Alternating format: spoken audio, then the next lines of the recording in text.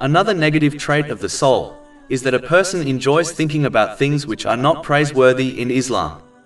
This occurs when a person becomes heedless to the fact that Allah, the Exalted, observes their inner thoughts just as He observes their outward actions. Chapter 50 Kahf, verse 16.